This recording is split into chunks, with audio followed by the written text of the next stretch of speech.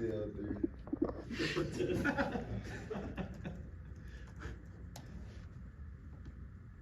Ready? All right, we're actually going to start on Zoom. James Hill. Hey Charles, I hope all is well up in Tallahassee. Just talk a little bit about being part of the Seminoles Nation so far, what it's like for you, and just joining a winning program and a tradition. First, I want to thank Coach Norvell for the opportunity to let me be a part of the organization. And second, just it's a blessing to be a part of the FSU. I mean, getting around the team, being able to go to the Orange Bowl and get around the team early as a spring enrollee, I mean, it's just a blessing. It gives you a chance to be a couple steps ahead of the freshmen that's coming in. And but like I said, it's a blessing. I mean, the people are wonderful. The coaches, they are still who they were during recruiting. They ain't changed not one bit. They always told me once I get here, they're gonna push me. They're still gonna love me the same, man. And that's all I felt since I've been here. So I'm confident, and I'm glad I chose to come here to Florida State. All right, next question will be Ira, second row on your right.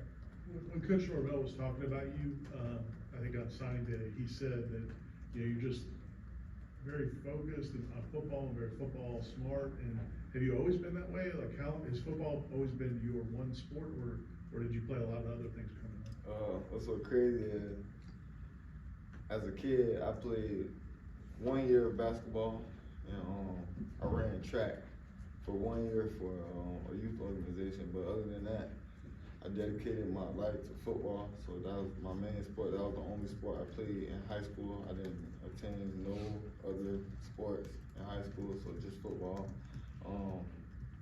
But yeah, on the focus level and the football IQ level, I've always been that intelligent when it comes to football. I mean, it all relates from school, so I've always been one of the students that stayed focused and was high on grades and how I organize and do things. So it all translates to football. And switching over to football, I mean, I've always been that way. Been focused, I mean, attention to detail, and specifically trying to get in the playbook. So that's my main goal right now, trying to learn the playbook. All right, next question will be third row to your left from Jordan. Charles, later on in your recruitment, it seemed like a couple schools tried to make a run on you. Can you just talk about your process and why you stayed so loyal to Florida State throughout? Mike Norvell, just the type of man he is, I always believed in him. I mean, I took my recruiting process and decided to enjoy it a little bit.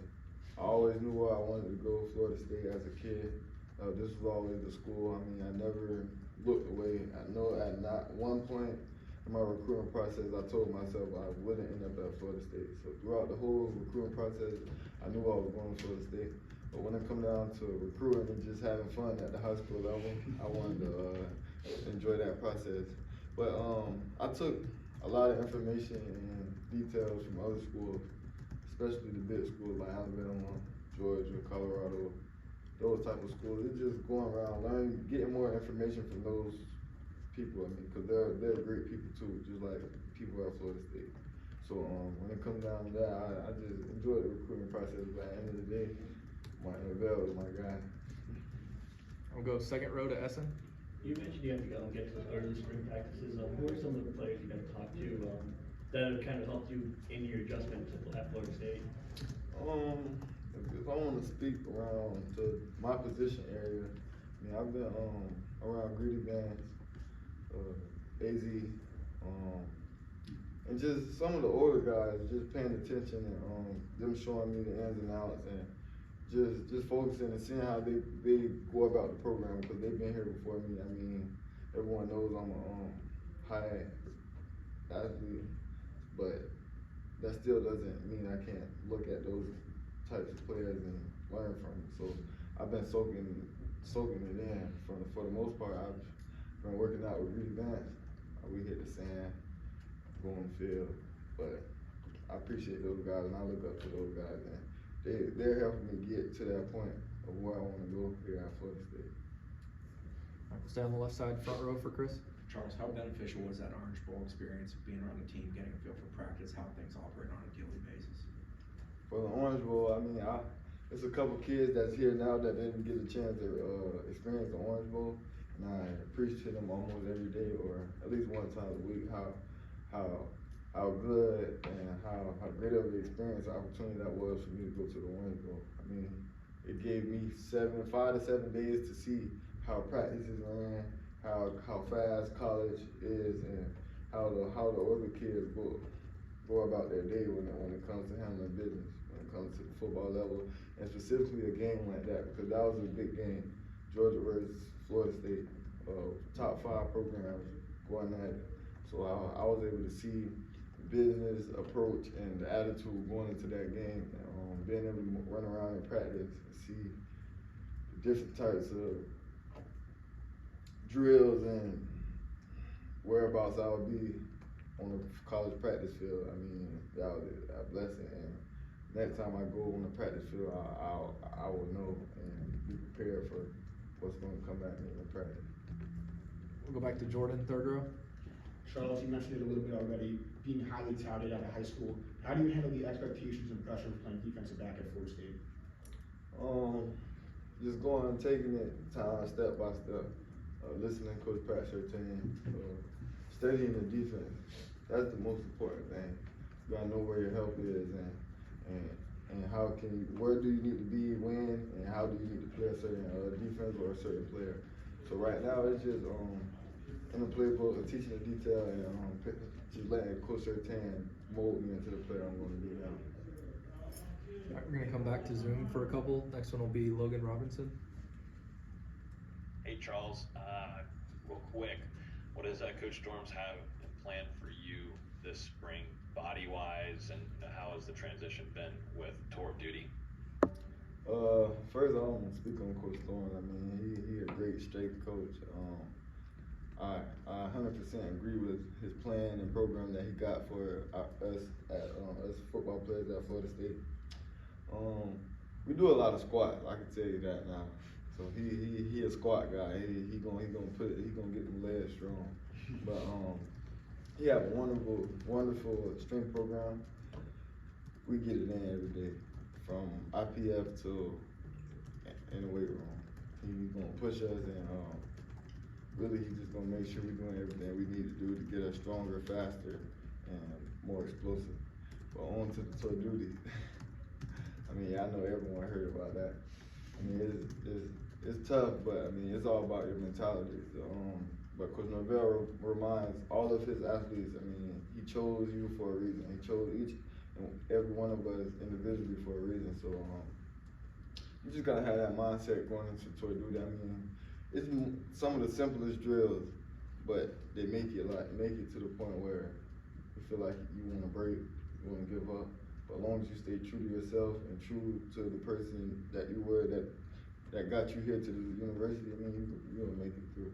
So, but towards duty, I mean, it's a test. It's a test, and it's gonna test to see who you are and what capabilities you can attain to fight back and gain experience. So it's all about adversity when it comes to tour duty. You're gonna find some adversity at some point in tour duty where you have to tell yourself, look, I gotta keep fighting. So, I mean, as long as you're that type of guy and you're ready for the work, then you'll be fine in tour duty. All right, we'll come back to James Hill.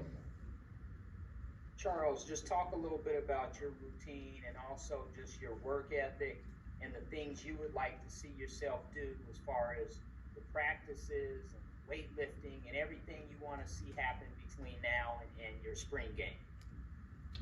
Just like I said, just staying true to the schedule, the grind, the goal. I mean, it's just to get better every day. That's our objective here, is to get better every day. And the standard is your best. If Coach Norvell if you guys haven't heard of that yet, so just getting better every day. Being with Coach Surtain, the technique drills and the footwork drills and eye discipline, just things like that. So behind closed doors, I just continue pushing, continue working, and I look forward to spring game, showcasing my athleticism on national television.